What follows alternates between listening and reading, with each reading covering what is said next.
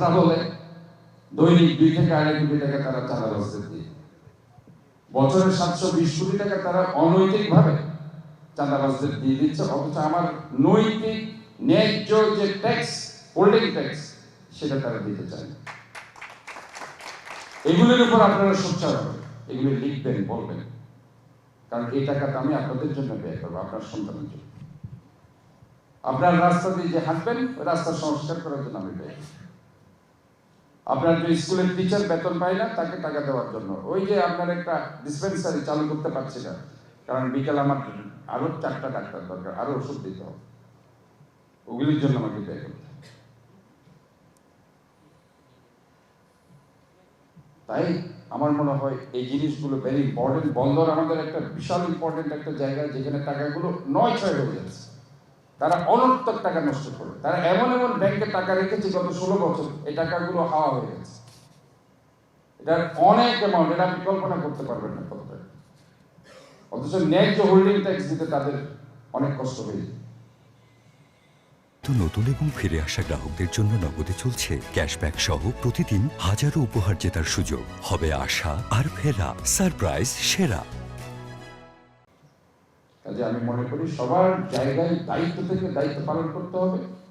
যেটা আমি বারবার বলি যে শহরটাকে ভালোবাসতে হবে। প্রত্যেকটা প্রতিষ্ঠান, যে প্রতিষ্ঠানগুলো কমার্শিয়াল প্রতিষ্ঠান, যারা তাদের ট্যাক্সগুলো ঠিক মতো দিচ্ছে না, আমি আপনাদের মাধ্যমে জানাতে চাই যে এই কমার্শিয়াল প্রতিষ্ঠানগুলো যাতে তাদের সঠিক ট্যাক্সগুলো আমাদের দিই। আমি যারা রেসিডেন্সিয়াল ট্যাক্স হোল্ডার, তাদের উপর কিন্তু আমি কোনো চাপ ক্রিয়েট করছি না, কারণ আমি মনে করি তারা অসম্ভব কষ্টে থাকে দিন শেষে। কাজে আমি তাদেরকে যতদূর পারি তাদেরকে আমি ট্যাক্স কমিয়ে কমফোর্টেবল পজিশন নিয়ে এসেছি, এবং সেটা আমি নিয়ে আসবো। কিন্তু কমার্শিয়াল ট্যাক্স আমি আসলে কাউকে ছাড় দিতে পারি,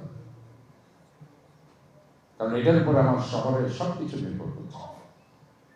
এবং আপনাদেরকে আরো একটু বলে রাখি যে বন্দরের যে গাড়িগুলো বের হয়, 30 থেকে 40 টন ধারণ ক্ষমতার গাড়ি, আমার রাস্তার ধারণ ক্ষমতা হচ্ছে 10 টন।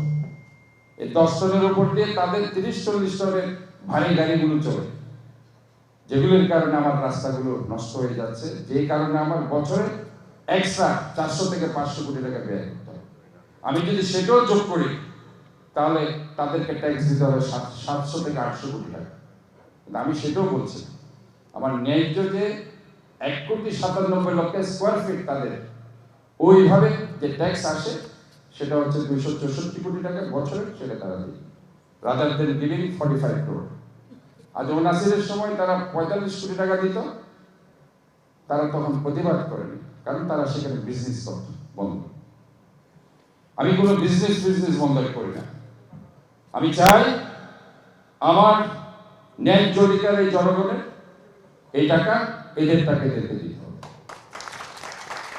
আমার সিটি কর্পোরেশনকে আমি স্বাবলম্বী করতে চাই, এবং আমার মানুষের যে অধিকার, রাস্তা, টিউবলাইট, ময়লা পরিষ্কার, তাদের এই যে শিক্ষা, স্বাস্থ্য, এগুলোর পিছনে আমি ব্যয়